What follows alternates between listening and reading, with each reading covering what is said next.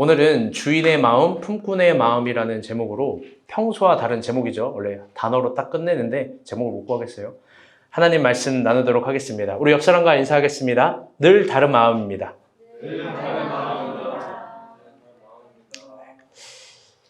바닥에서부터 봄의 생명을 일으키시는 하나님의 은혜가 잔디 같은 우리의 삶에도 임하길 안녕으로 인사합니다. 미세먼지가 굉장히 심했던 한 주였습니다. 먼지로 인해 모든 것이 답답하고 불쾌하고 불온했던 한 주죠. 밝은 색감이 있는 시간이지만 회색빛으로 돌면서 마음까지도 어려워지는 시간들이 아니었나 싶습니다. 숨을 쉬고 있지만 숨 쉬는 걸로 인해 생존을 다시 생각해보는 아주 신기한 미세먼지입니다. 이 시간이 지속될 때 우리는 이런 생각을 자연스레 하게 됩니다. 상쾌할 수 있는 날이 올까? 다시 좋은 날이 올 수 있을까? 이번 주에 미소가 저에게 어떤 질문을 했는데 답을 할 수가 없었습니다. 왜냐하면 참 심오한 질문입니다. 미소가 이런 얘기를 합니다. 아빠, 공기가 왜 이렇게 안 좋은 거야? 아이의 순수한 그 섬세한 질문에 저는 도저히 무엇을 어떻게 설명해야 될지 모르겠습니다. 여러분, 과학적 지식이 되시는 분은 좀 설명 좀 해주세요. 근데 이 질문을 우리의 젊음에 투영해서 우리도 미소의 입장에 대해서 순수하고 섬세하게 하나님께 해볼 수 있을 것 같습니다. 하나님, 고난이 왜 안 끝나죠? 하나님, 왜 기도한 대로 안 되죠? 하나님, 나에게 상쾌하고 좋은 날이 올까요? 왜 악인들은 저렇게 설칠까요? 이 순수함과 섬세함을 닮은 신앙의 질문은 여전히 어려운 법입니다. 이번 주 어느 날 의도치 않게, 저답지 않게 산책을 했습니다. 여유가 있어서 산책한 것이 아니라 집에 물건을 놨고 자동차가 빠질 수 없는 상황이라서 물건을 가지러 집까지 걸어가야 하는 상황이었습니다. 미세먼지가 가득했고 평소 마스크를 잘 안 써서 굉장히 힘들었죠. 그래서 나름의 방편으로 이것도 지혜라고 생각해서 머리를 숙이고 길을 걷고 있는데 아주 놀라운 것을 깨달았습니다. 그건 바닥 곳곳에서부터 올라오는 생명의 기적입니다. 바닥을 보니 저마다의 속도로, 저마다의 색채로, 저마다의 표현력으로 생명의 기적이 부활하고 있었던 겁니다. 미세먼지가 가득한 이 공간, 미세먼지가 가득한 이 색감, 미세먼지가 가득한 이 시간 속에서 다시 생명은 나름의 속도와 모양과 표현력으로 일어나고 있었던 겁니다. 그게 봄의 힘입니다. 여러분, 바닥 잘 보세요. 그리고 땅 아래, 거기서 무슨 일이 일어나고 있는지 우리는 모릅니다. 저 구석에 어떤 씨앗이 숨겨져 있는지 모릅니다. 저 어두운 그 깊은 곳에 여러분 정막이 숨겨져 있고 썩은 시체가 숨겨져 있는 게 아니라 온 우주가 들어가 있는지 여러분 우리는 알지 못합니다. 우리가 이 땅과 이 땅 아래의 일도 모르거늘 하물며 하늘의 일을 알 수 있을까요? 더 나아가 내일 일을 우리가 알 수 있을까요? 그래서 주님은 동일한 섬세하고 순수한 의문을 갖고 있었던 제자들에게 이런 말을 했는지 모르겠습니다. 우리 마태복음 6장 말씀입니다. 다 같이 한번 읽어보겠습니다. 시작. 너희가 혹시 의복을 위하여 염려하느냐? 그의 백합화가 어떻게 자라는가 생각하여보라. 수도 아니하고 길쌈도 아니하느니라. 오늘 있다가 내일 아궁이에 던지우는 들불도 하나님이 이렇게 입히시거든 하물며 너희일까 보냐. 이들이 적은 자들아. 너희는 먼저 그의 나라와 그의 의를 구하라. 그리하면 이 모든 것을 너희에게 더하시리라. 아멘. 미안해요. 그러므로 내일을 위하여 염려하지 말라. 내일 일은 내일이 염려할 것이요 한낱 괴로움은 그날의 족하니라. 아멘. 여러분, 내일 일은 진짜 몰라요.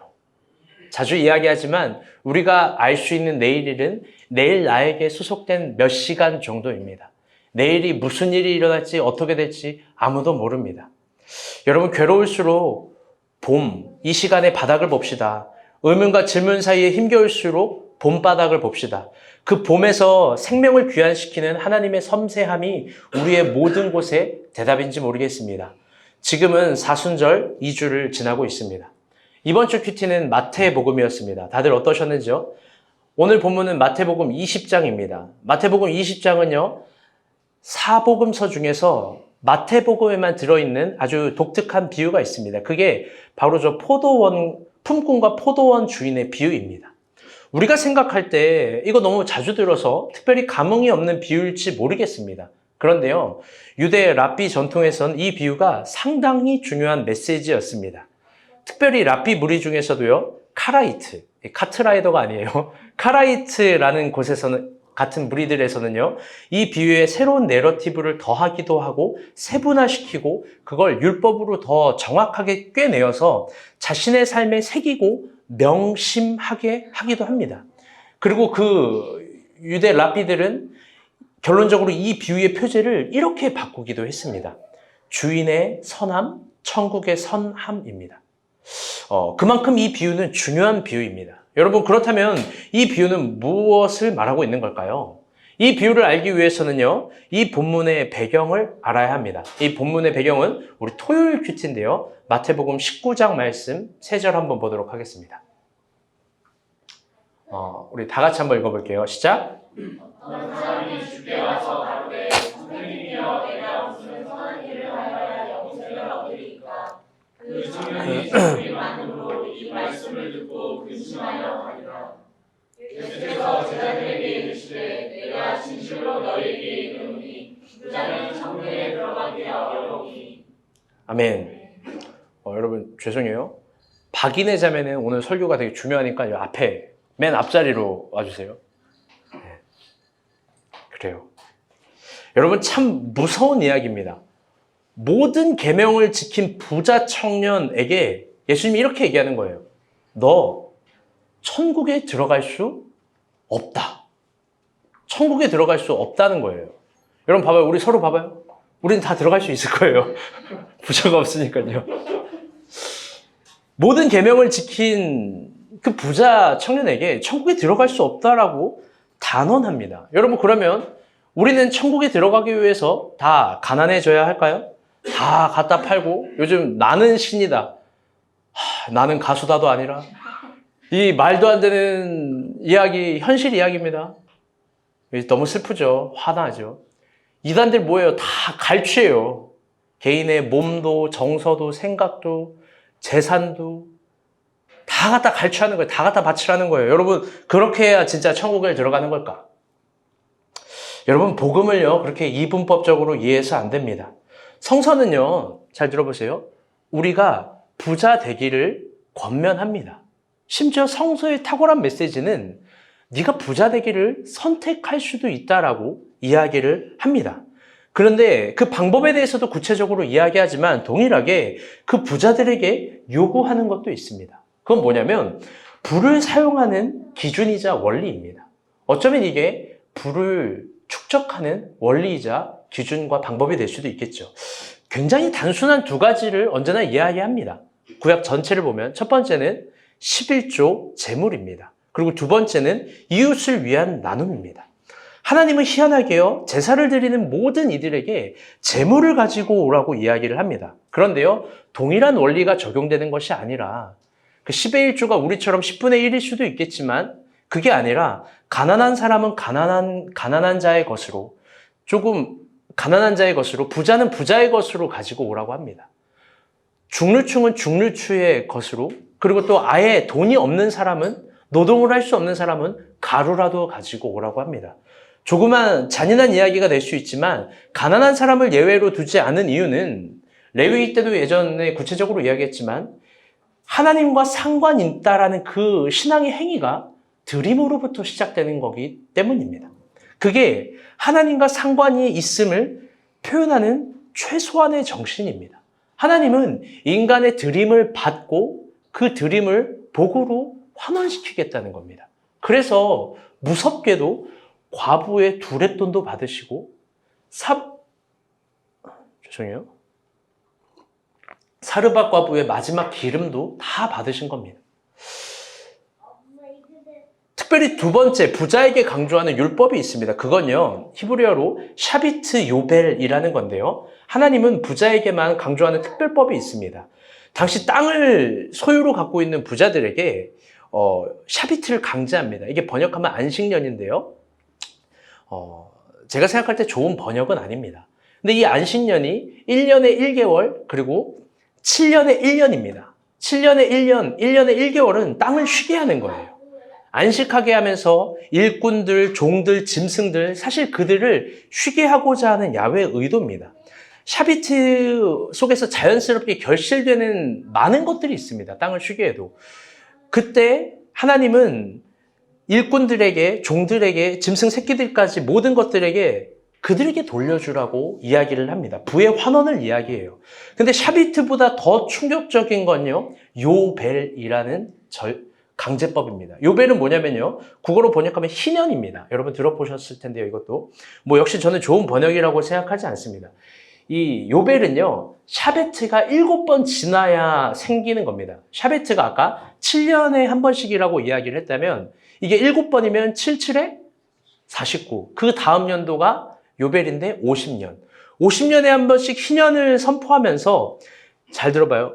우리 청년들, 결혼하신 분들. 빚진 자를 다 탕감해주고. 좋죠? 여러분 대출이 없어요? 여러분 다 대출 덩어리예요. 보세요. 내 인생, 여러분의 인생 다 대출이에요. 그래요.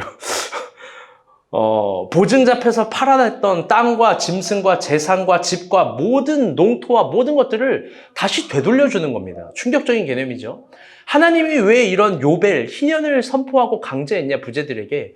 그게 전 세계의 균형을 맞추고자 하는 야훼의 의도고 부자와 가난한 사이에 있었던 하나님의 마음이기 때문에 그렇습니다. 그래서 구약은 땅은 개인의 것이 아니라 모든 땅은 하나님의 것이라는 정신을 신뢰합니다. 많이 가진 부자는 그 정신을 행해야 하는 최소한의 권리와 최대한의 의무가 생기는 거예요. 그게 부를 사용하는 방법이고 그게 부자가 되는 법이라는 거예요. 그걸 생각하고 추구하는 삶과 직장과 모든 정신들이 뭐 더 세분화되기는 여러 개가 있겠죠. 여러분 부자 되기를 희망하고 소원하고 저는 설교는 그렇게 정말 하지 않지만 여러분이 부자가 되기를 기복적으로 기도해요. 저의 기도는 노골적이고 상당히 충격적일 정도로 노골적입니다. 누구 하나는 죽어날 정도로 부자가 돼야 돼요. 그 죽어나는 게 그런 게 아니라 여러분 우리가 본 교회에서 기적적으로 충격적으로 부자가 안 되면 여러분 기적이 여기서 일어나야지 어디서 일어납니까? 그렇죠? 용식 형제 크게 아멘 하세요. 그렇죠? 성민이 형제 크게 아멘 하세요. 나 웃는 거 처음 봤어. 피시카드 부자 되세요도 아닌데 웃으면서 아멘을. 상현 형제 아멘 하세요. 찬이 형제 크게 아멘 하세요. 그렇죠. 여러분 될 거예요. 김정현이 어디 있어요? 여러분 벌써부터 아멘 하지 마요. 기도 많이 하고 있고 우리 박 목사님도 다 여러분 기도하고 있습니다. 여러분 그런데요, 하나님의 기준과 방법도 존중해야 돼요. 11조와 이웃을 위한 나눔, 야훼는 그걸 요구하는 겁니다. 예수님은 당시 자신을 따르는 부자 청년에게 이걸 강조한 거예요. 우리 21절 말씀 봅시다. 시작. 온전하고 자유심에 가서 내 소유를 팔아 가난한 자들을 주라. 그리하면 하늘에서 보화가 내게 있으리라. 그리고 와서 나를 쫓으라 하시니. 아멘. 부자 청년은 예수님께 와서 계명을 지켰다고 합니다. 그 계명이, 그러나 진정 계명이 요구했었던, 잘 보세요, 부의 나눔과 가난한 자들의 돌봄과 약자들을 위한 헌신, 그걸 하지 않은 거예요. 예수님은요, 그걸 꼬집습니다. 그걸 꼬집고 아프게 하고 그거 너 하지 못하면 계명 지켜도 천국 못 들어간다라는 거예요. 그런데 그때 베드로가 등장합니다. 이게 너무 중요한 이야기라서 길게 설명하는 거예요. 베드로가 등장해서 이런 말을 합니다. 동일한 우리 토요일 큐티인데요. 19장 27절 말씀 한번 보도록 합시다. 시작. 이에 베드로가 대답하여 가로되 도서 우리가 모든 것을 버리고 주를 쫓아오니 그런즉 우리가 무엇을 얻으리까? 참 베드로스럽죠? 참 베드로스러워요. 자기는요, 제자들과 함께 모든 것을 버리고 주를 따랐는데, 저 부자 쟤는 못 버렸는데, 자기는 배도 버리고 그물도 버리고 친구도 버리고 다 갖다 버리고 지금 주를 따랐으니까 천국에서 누구보다 큰 사람이 될 줄로 믿었던 거예요. 그래서 이렇게 얘기하는 거예요. 그런즉 우리가 모든 것을 버리고 주를 쫓아싸우니, 네, 여기서 정현이가 생각나는데, 그런즉 우리가 무엇을 얻겠습니까? 이 베드로의 자신감 보이지 않습니까? 난 진짜니까. 난 다 갖다 버렸으니까. 그런데요, 예수님이 그런 베드로의 질문에 이렇게 대답하는 거예요. 과연 그럴까? 과연 네가 생각한 대로 얻을 수 있을까? 예수님은 그 대답에 이렇게 이야기를 합니다. 우리 19장 30절입니다. 시작. 그러나 먼저 된 자로서 나중되고 나중된 자로서 먼저 될 자가 많으리라. 아멘. 이 19장 30절이요. 토요일 큐티의 마지막입니다. 이 19장 30절이요. 베드로와 청년에 대한 예수의 반문입니다. 과연 네가 얻을 수 있을까? 그러면서 일요일 큐티 20장 새로운 장이 시작이 되면서 이렇게 시작이 됩니다. 아직 읽지 마세요. 아니요, 먼저 읽어볼게요. 시작. 성도는 마치 품꾼을 얻어 포도원에 들여보내려고 이른 아침에 나간 집주인과 같으니. 예수님은 베드로에게 과연 그럴까라고 이야기를 하면서 처음 된 자가 나중되고 나중된 자가 처음 되는 곳이 천국임을 이야기하죠. 그 원리와 진리와 순리를 구현하기 위해서 포도원 품꾼의 비유 20장을 시작하는 겁니다. 랍비의 표현대로 하면요. 주인의 선함, 천국의 선함을 이야기하는 겁니다. 그런데 빨간색 글씨가 참 재미있습니다. 우리 주영자매 빨간색 글씨 한번 읽어볼게요. 시작. 천국은 마치 이른 아침에 나간 집주인과 같으니. 아멘. 천국이라는 것을 특이하게 표현하는데 마태복음에서만 이렇게 표현해요. 천국은 마치 이른 아침에 나간 집주인과 같다라는 거예요. 그럼 처음부터 확실한 것은 이른 아침에 나간 집주인의 마음, 집주인의 사연, 이른 아침에 나갈 수밖에 없었던 집주인의 그 근원과 이유들이 천국의 비밀한 것이 숨겨져 있는 하나의 것이라는 거예요. 그 내용이 뭔지, 왜 나가셨는지 조금 천천히 살펴보겠지만 그 내용이 뭔지 2절부터 7절을 한번 보도록 합시다. 다 같이 한번 읽어볼게요. 시작. 그러한 배달이 빨간색 글씨만 읽어볼게요. 그러한 배달이 오신 품꾼들과 약속하여 제3주에 나가보니 놀고 서 있는 사람들이 또 있는지라. 내가 너희에게 상당하게 주리라. 제6주와 제9주에 또 나가 그와 같이 하고 제11주에 또 나가보니 서 있는 사람들이 또 있는지라. 너희는 어찌하여 종일토록 놀고 여기 서 있느냐. 이르되 우리를 품꾼으로 쓰는 이가 없음이니이다. 너희도 포도원에 들어가라 하니라. 아멘. 여러분, 주인은요, 일단 하나의 큰 전제는 포도원을 가지고 있는 사람입니다. 근데 그가 갑자기 일꾼을 뽑습니다. 여러분, 왜 일꾼을 뽑을까요? 성서학자들이 추측하는 건 공통적인 건데요. 이 배경이 아마 포도 추수하는 때라는 거예요. 그런데 조금 생각해야 될 두 가지 이유가 있습니다. 첫 번째는요, 포도원의 추수는 아무나 할 수 있는 게 아니에요. 그 이스라엘의 주된 이 근간의 사업이고, 그걸 하려면 어느 정도 숙련된 기술이 필요한 겁니다. 왜? 포도를 잘못 추수했다가 이 포도가 나무가 상하고 자라지 못하는 거예요. 저희가 작년에 진안에 갔어요. 마지막 날, 그 진안에 가시면 여러분 되게 행복한데요. 시시때때로 계속 일을 해요. 마지막 날 짐 쌀 준비를 하고 있는데 목사님이 남자들을 또 다 부릅니다. 이거 하나만 더 하자고.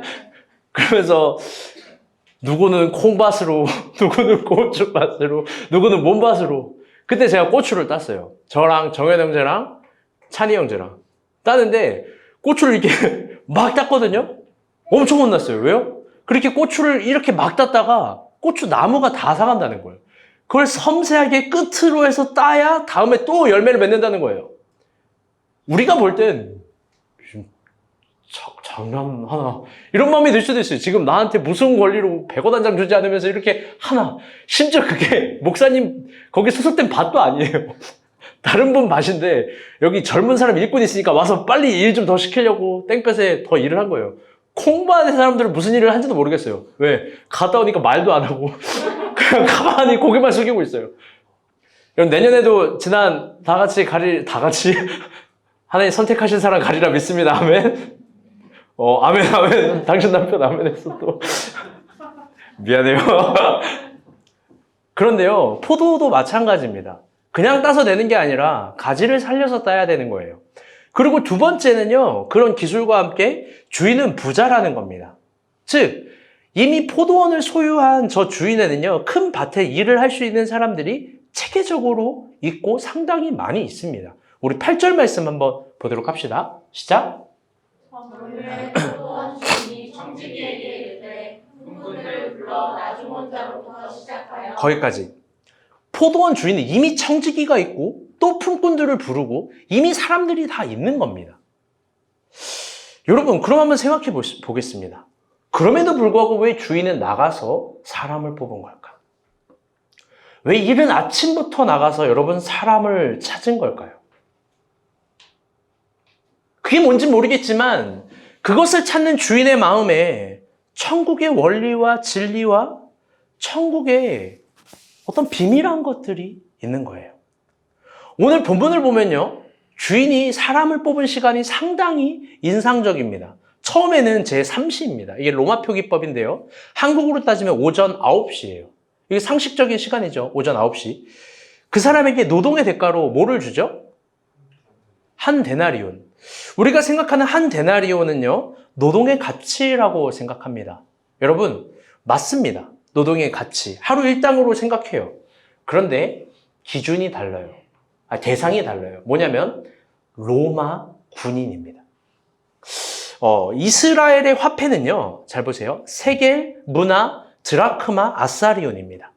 데나리온은요, 로마 동전이에요. 데나리온 앞에는요, 티베리우스 흉상이 그려져 있고, 이 로마의 두 번째 왕이죠. 첫 번째 왕이 아니, 두 번째 왕이죠. 그리고 아우구스투니스의 아들인 티베리우스 케사르라는 글씨가 새겨져 있습니다. 케사르를 위하여. 즉, 이 동전이 로마 동전인데 이 동전으로 또 바리새인들이 예수님을 그때 시험했었던 거예요. 그리고 예수님은 그 시험에 이런 대답을 하셨죠. 아주 멋지게. 가이사의 것은 가이사에게, 하나님의 것은 하나님에게. 여러분, 그 동전이 바로 데나리온입니다. 로마의 동전. 여러분, 포도원 주인이 유대 일꾼들에게 로마의 데나리온을 준다는 건요, 상당히 주는 거예요. 화폐 가치로 이야기를 하면 한 7배에서 10배 정도의 가치인 거예요. 하루 일당을 한국적 개념으로 치환하고, 그때의 개념으로 치환해도 사실 무리가 없습니다. 하루 일당을 우리가 어떤 기술직에 있는 사람은 20만 원이라고 칩시다. 기술직 20만 원 받죠? 10배. 얼마일까요? 200. 작은 금액일까? 작은 금액이 전혀 아니에요. 화폐의 무게의 가치를 여러분이 알고 싶다면 그 크기와 단위의 가치, 우리나라 10,000원이 얼마나 큰 가치인지를 알고 싶다면 여러분 다 필리핀으로 선교 가면 돼요. 미안해요. 표정이 아멘도 안 해. 포도원 주인이요. 그 9시에 약속받은 사람에게 이 로마 데나리온을 주면서 그는 온종일 기분이 좋았을 겁니다. 하루 종일 행복했을 거예요. 룰루랄라 노래가 나오고 주인의 선함과 덕을 찬양했을 겁니다. 혹은 놀렸겠죠. 주인 저거 호구더라고. 그런데 참 재밌는 것은 주인이요, 11시에도 3시에도 사람을 추가로 뽑습니다. 그리고 마지막에는 오후 5시에도 뽑습니다. 총 4번을 걸쳐 사람을 뽑아요. 그리고 참 재미있게도 그들에게 모두 한 데나리온을 약속합니다. 그러면서 그들에게 이렇게 말을 하죠. 우리 4절 말씀 한번 볼까요? 빨간색 글씨 이것만 읽어보겠습니다. 시작. 너희에게 상당하게 주리라. 이게 엄청 크게 주는 거예요. 상당하게 주리라. 유대인들에게 데나리온의 화폐의 가치는 그만큼 큰 겁니다. 그런데 한번 깊게 생각해 봅시다. 여러분, 진지하게 한번 생각해 봐요. 여러분, 이게 공평합니까? 여러분, 이게 평등한가요? 조금 더 구체적으로 가봅시다. 여러분, 이들의 퇴근 시간은 언제일까요? 퇴근 시간. 여러분, 이 12절 빨간색 글씨만 이것도 읽어볼게요. 시작. 이 사람들은 1시간밖에 일하지 아니하였거늘. 거기까지. 여러분, 충격적이에요. 퇴근이 6시인 거예요. 그러면요, 가장 마지막에 뽑힌 사람이 5시간인데 그 사람 1시간 일하고 아침 9시부터 6시까지 일한 사람이랑 똑같은 돈을 받은 거예요. 여러분, 기분이 어때요? 여러분, 평등해요? 여러분, 공평해요? 현대를 살아가는 우리들에게 퇴근 시간은 정말 예민한 주제어가 되어버렸어요. 여러분, 생각해 봅시다. 똑같은 월급을 받는데 출퇴근이 한 5시간씩 그냥 아주 소급하게 작게 5시간씩 차이 난대요. 여러분, 견딜 수 있어요? 주희 자매가 아침 8시에 출근을 하는데 어떤 사람은 12시에 출근을 하는 거예요. 오자마자 점심시간이에요. 밥 먹고 트름하고 커피 한 잔 마시고 1시간 대충 앉아있다가 퇴근. 월급은 똑같아요. 어때요? 여러분 이 비유 아니에요? 이 비유 아니에요? 성민이 형제가 아침 9시부터 막 민원인 상대하고 막 돈 계산하고 막 짜증나 죽겠어 이랬는데 4시에 출근하고 4시 40분 딱 40분이라고 퇴근하는데 월급은 똑같아요. 여러분 그 세무장이 공평하고 평등한 세무장이에요? 여러분 아니죠. 여러분 우리는 그런 사람을 인정할 수도 없고 그렇게 고용한 사람을 이해할 수도 없는 거예요. 아마 회사의 기강이 다 무너져 내릴 겁니다.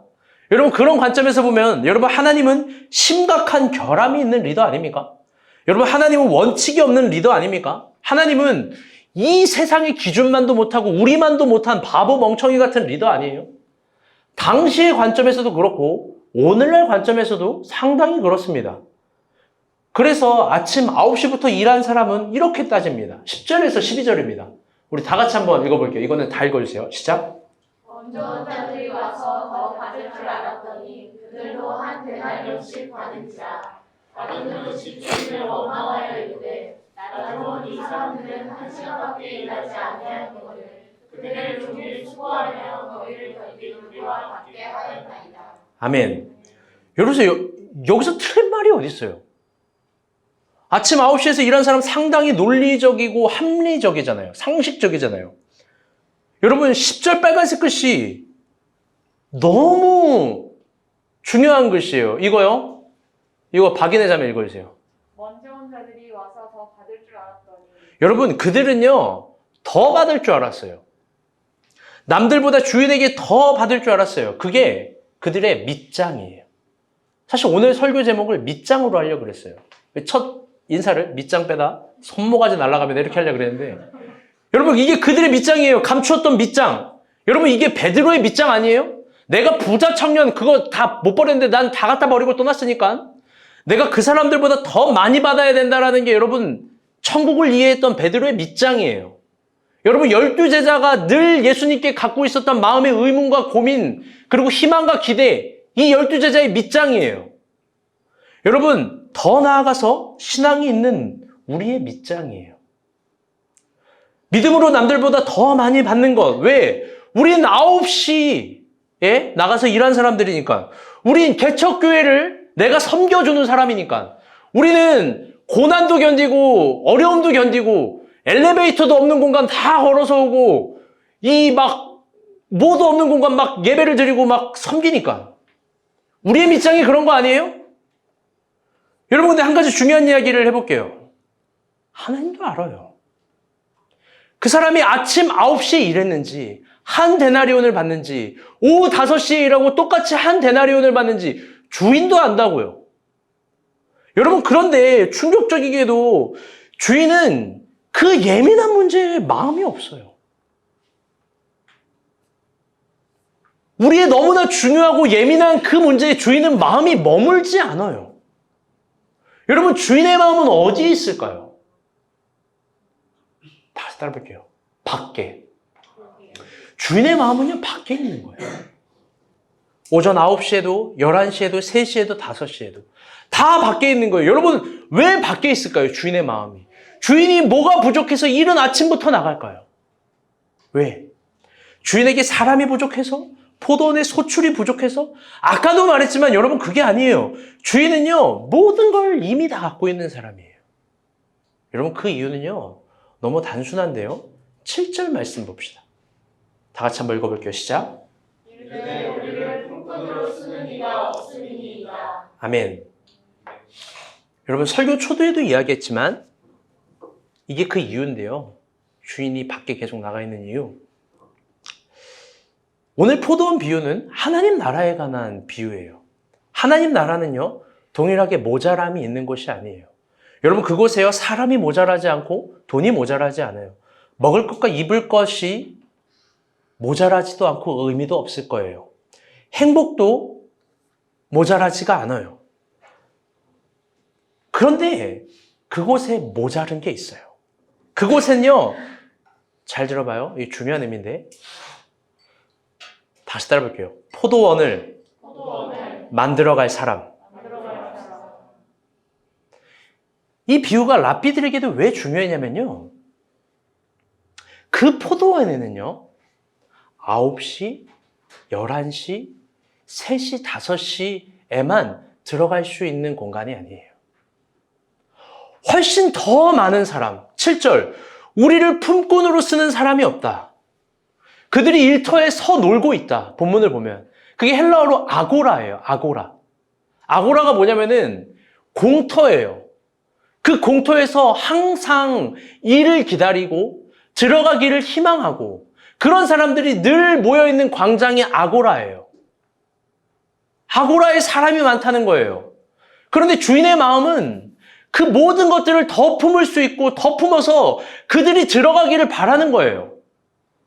그런데 충격적이게도 이른 아침에 뽑은 사람도 11시에 뽑은 사람도 3시에 뽑은 사람도 5시에 뽑은 사람도 공터에 놀고 있는 사람도 어쩌면 그 포도원에 들어가지 않았던 거예요. 여러분, 부족한 게 있어요. 하나님 나라에. 하나님 나라를 만들어갈 사람. 그 포도원이 어떤 곳인지를 만들어가고 그 포도원의 입구를 인도해 줄 사람.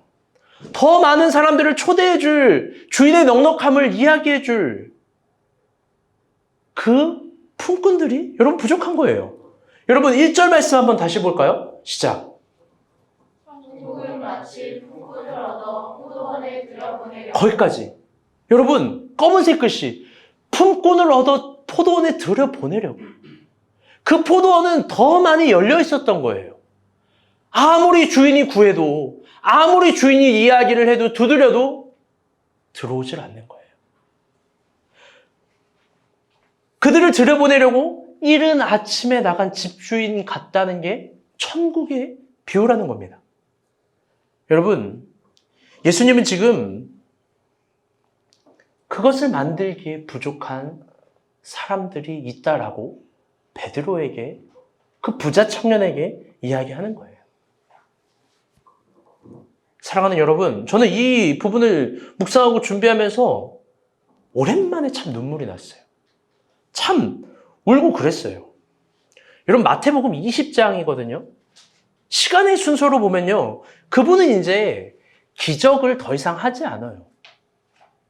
더 이상 치유를 하지 않아요. 물론 그 후에 장에는 표현이 되어 있지만 예수 그리스도의 공생의 내러티브를 시간의 순서로 보면 그분은 더 이상 마지막 천국 비유를 하고 더 이상 어떤 기적과 사람들이 좋아할 만한 치유와 먹을 것과 이런 것들을 하지 않아요. 그분은 예루살렘 올라갈 준비를 하는 거예요. 그런데 한번 생각해봐요. 예수님 옆에 있는 사람 누굴까? 고작 12명이에요. 수많은 이들의 배고픔을 채워줬는데 절망 가운데 있는 사람들을 희망으로 또 소망으로 만들어줬는데 12명이에요. 물론 예수님이 12명 고집했어요. 그 예수님의 고집을 꺾을 수가 없어요. 여러분 그러나 하나님 나라를 만들기에 12명은요 사실 부족하고 열악한 거예요. 심지어 십자가를 지는 그 순간에 예수님은 혼자였어요. 지금은 사순절 2주째를 넘어가고 있어요. 여러분 그 2주째 우리가 진지하게 4월에 묵상해야 될 마음은 여러분 그분의 마음 아니에요? 사람을 찾고 있는 그분의 마음. 이른 아침부터 포도원 일꾼을 찾고 있는 그분의 마음. 여러분 우리가 본 교회도 마찬가지예요. 여러분 우리 교회는요 부족함이 있을까요? 없을까요? 단 하나도 부족함이 없어요. 부족함이 없다고요. 여러분, 여러분이 감히 교회를 긍휼히 여기지 마세요. 교회를 사랑하는 마음 좋지만 하나님이 우리를 긍휼히 여길 거예요. 부족함이 없습니다. 심지어 우리는 함께 무언가를 할 수 있는 젊은이들이 상당히 많아요. 다양한 재능을 가진 사람들이 많이 있습니다. 요즘은 신기할 정도로 다양한 직업군을 가진 사람들이 나와요. 저는 처음 들어보는 직업군이었어요. 주영자매가 연애를 상담한대요. 아니, 어떤 직업이길래 연애를 감히 당신이 상담을 해요? 연애하시는 분들 한번 만나봐요. 한 돈 10,000원 주면 1시간 좀 상담해 줄지 모르겠는데, 여러분, 현미자매도 좀 특이해요. 현미자매 이야기를 듣는데요, 직업이 한 수십 가지가 되는 것 같아요. 다 잘하고 다재다능합니다. 여러분, 제가 지난주에 상당히 충격적이었는데요. 지난주 여기에 상현형제가 일찍 왔어요. 근데 저는 그 비밀을 알았어요. 어제 은비 신방하고 알았어. 말을 할 수는 없지만 은비가 항상 일요일만 되면 일찍 나가는 오빠의 모습을 축복한대요. 나는 예배를 사모하는 줄 알았잖아.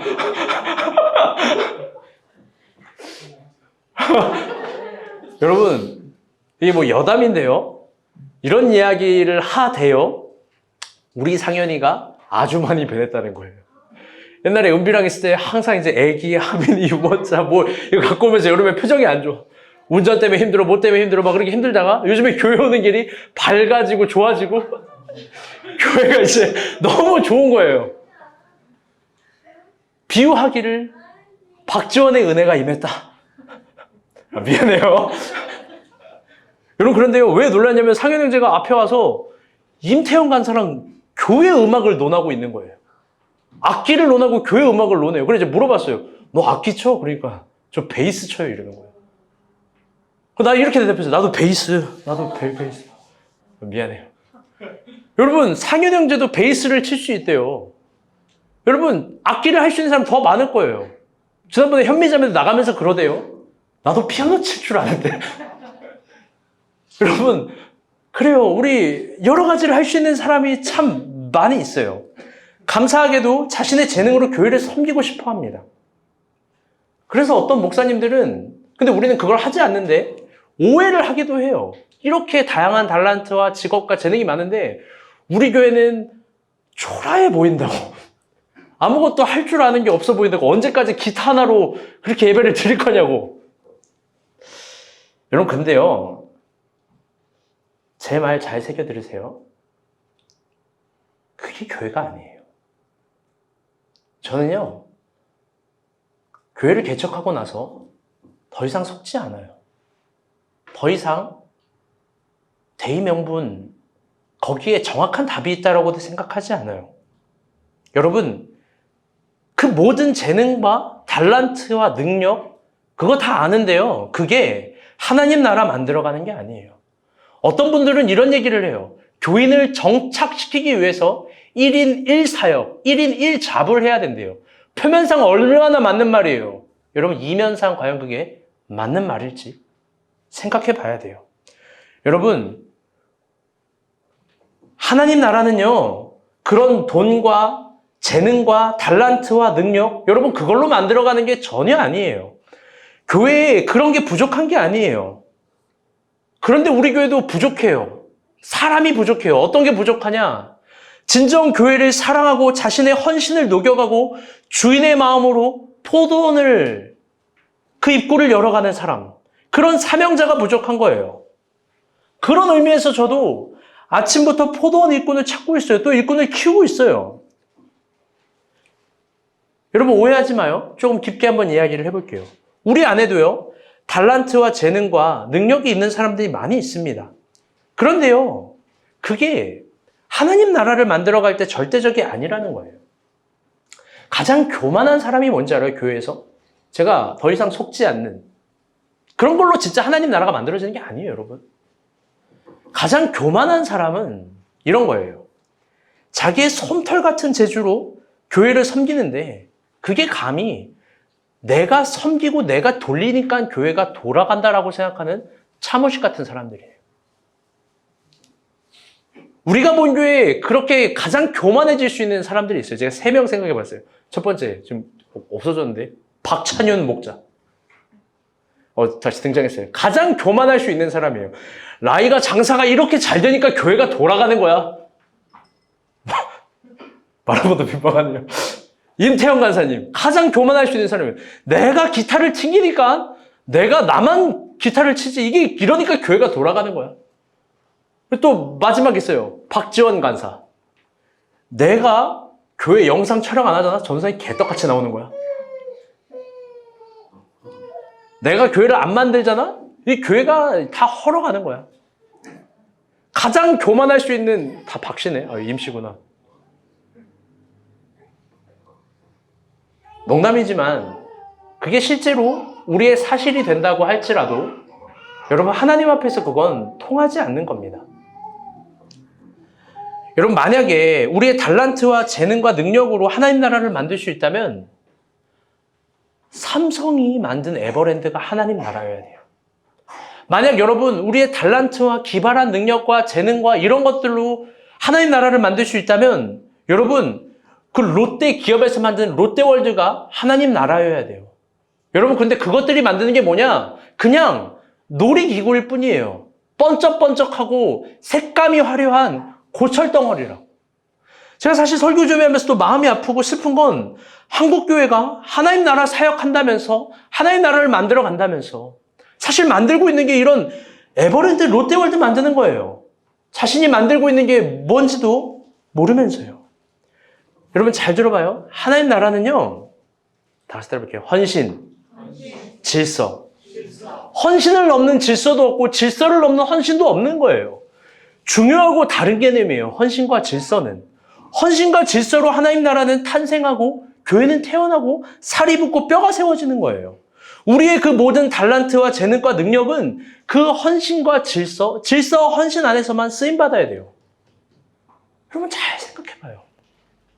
고은비 자매가 아직 교회 포스터 한 장을 못 만들었어요.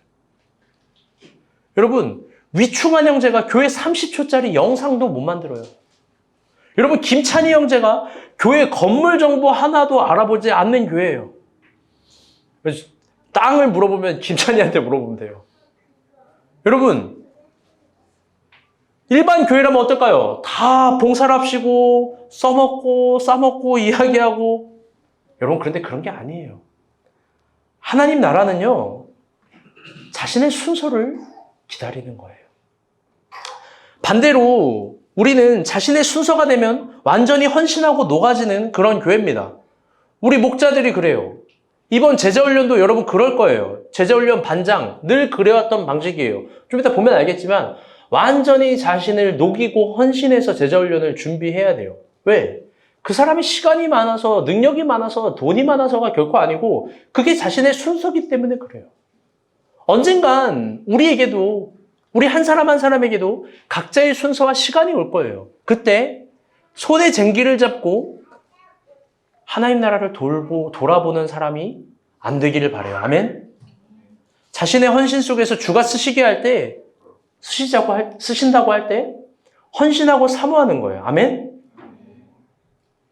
다시 본문으로 돌아옵시다. 아직 풀리지 않은 딜레마가 있어요. 그건 9시에 일한 사람의 반응이에요. 그리고 예수님이 뚱딴지처럼 말한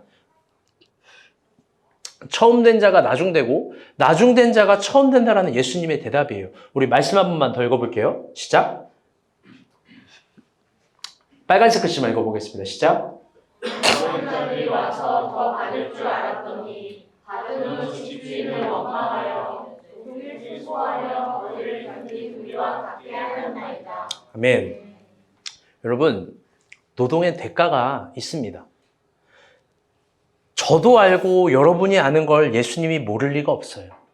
그런데 이 본문의 배경을 다시 생각해 봅시다.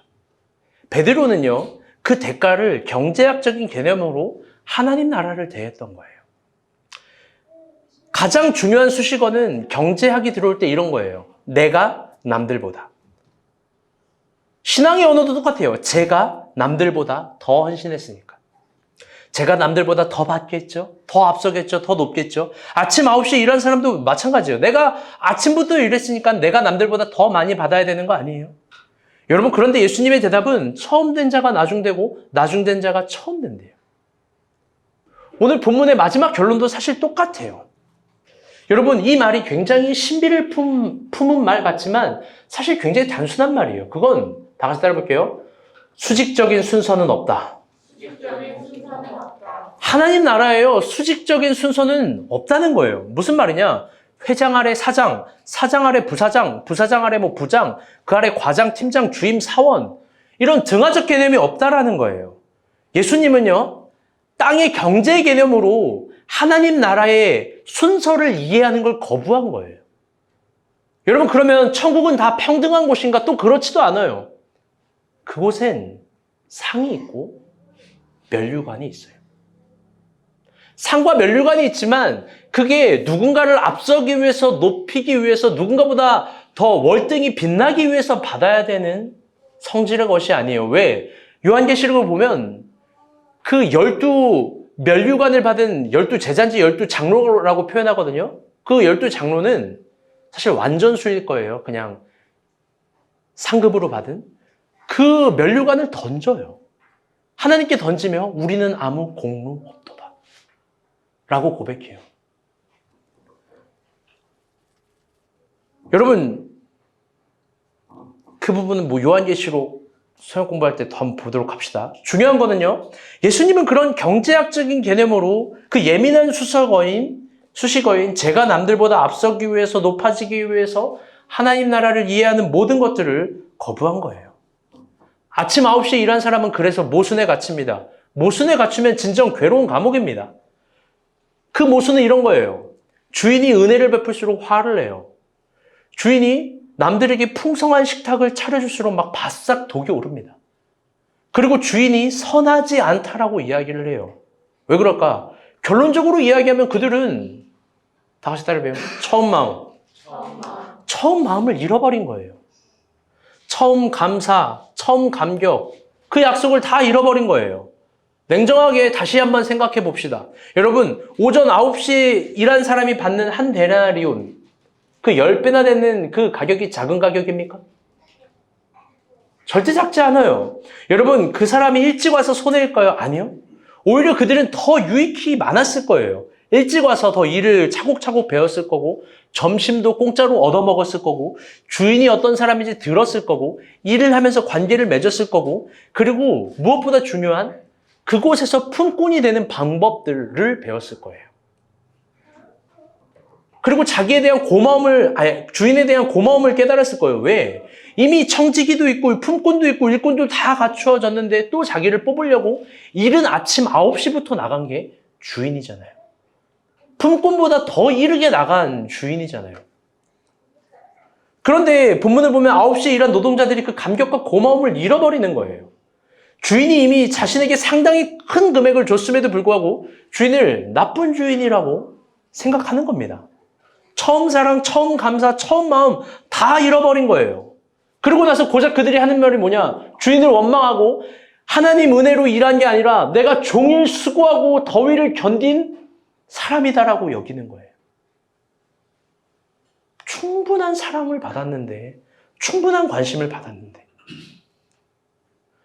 사실 우리 교회도 비슷한 게 어설프게 있어요. 제가 가끔 신방을 할 때, 가끔이 아니죠. 신방은 자주 하죠. 신방을 할 때 가끔 좀 맛있는 걸 먹어요. 좀 좋은 걸 먹을 때도 있어요. 그러면 약간씩 불온한 태세들이 쳐져요. 전선생님, 전 다음에 이걸 먹고 싶습니다. 전선생님, 전 다음에 이런 걸 먹고 싶습니다. 미안해요. 여러분, 이미 저는 누구를 더 사랑하는 사람이 아니에요. 이미 여러분을 사랑하는 거에 거짓도 계산도 아무것도 없는 사람이에요. 여러분, 그 9시 같이 일한 사람들이 갖고 있는 속생각이 있어요. 여러분, 그들이 생각하는 속 시원한 생각 이런 거 아닙니까? 나는 그러면 5시 30분에 와서 고작 30분 일하고 이 처음 와서 일한 사람과 동일한 금액을 받으면 여러분 얼마나 속이 시원할까요? 그들이 생각하는 지혜가 이런 거 아니에요? 경제학적인 관점으로 모든 걸 해석해버리는 거죠. 남들보다 적게 일하고 많이 받는 거. 여러분, 그게 똑똑한 거잖아요. 잘 봐요. 그런 똑똑한 논리로 생각해 봅시다. 여러분, 그렇다면 이런 거 아니에요? 결혼도 한 70세쯤 하는 게 가장 똑똑한 행동 아니에요? 평생 남자, 여자, 연애 막 한 30명씩 하고 40명씩 하고 서로 재산을 합칠 필요도 없고 여러분, 그러다가 한 70살쯤에 결혼하는 거. 여러분, 이게 남는, 여러분 왜 고개를 이렇게 파서 여러분, 그게 남는 행동 아니에요? 여러분, 직장도 마찬가지 아니에요? 평생 직장도 안 갖고 부모님 용돈 피 다 빨아가면서 부모님 용돈으로 살다가 한 50살 정도의 편의점에서 일하면은 알바하면 여러분 그게 가장 행복한 일 아니에요? 편의점 알바를 낮추는 게 아니라 직장을 안 갖고 여러분 할 수 있는 거. 여러분 직장 생활 힘드니까 안 해버리면 여러분 좋은 거 아니에요? 여러분 구원도 늦게 받아야 좋은 거 아니에요? 여러분 예수 없는 사람처럼 잘 들어봐요. 이게 좋은 표현인데 개짓, 말짓, 소짓 이런 거 다 하고 막 필요하면 마약도 하고 막 프로포폴도 맞고 막 대마도 하고 막 연예인도 하는 거 우리 다 해야지 막 이러면 유행이라며 막 이러면서 막 여러분 막 이렇게 살면서 느지막하게 예수 믿는 거 여러분 그게 좋은 거 아니에요? 여러분 그런 관점이라면 예수님 십자가 옆에서 죽기 직전에 11시에 구원받은 강도가 가장 잘 산 인생이겠죠. 여러분 제발 그런 바보 같은 세상 논리에 속지 마요. 경제학적 논리가 잘 들어봐요. 설교 다 끝났어요. 그런 경제학적 논리가 하나님 나라를 읽어내는 논리가 아니라고 본문은 이야기하는 거예요. 그런 경제학적인 논리가 하나님 나라에 더 똑똑하고 더 대가를 맞을 수 있는 그런 행동이 아니라고 이야기하는 거예요. 랍비들이 왜 이 본문을 중요하게 여겼고 이 본문에 새로운 살을 더한 게 뭐냐면 이런 게 있어요. 아침 9시에 일한 사람에게 주인이 무언가를 더 준 거예요. 그게 뭐냐면 다 같이 따라볼게요. 약속을 준 거예요.